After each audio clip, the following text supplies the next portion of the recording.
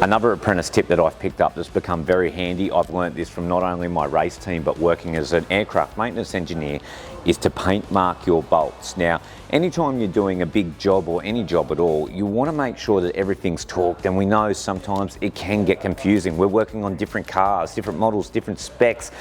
Is everything tight and torqued?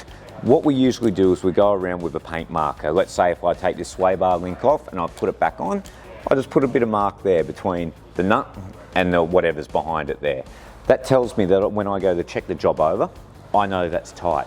It also lets me check when I'm in the future, if I have a comeback or a concern, that I can check that that part hasn't even moved without even putting a spanner on it. Always a good idea to put a spanner on it and double check it, but it leads me to at least have a quick look, make sure that's okay, move on to the next job, guarantee that that is nice and tight.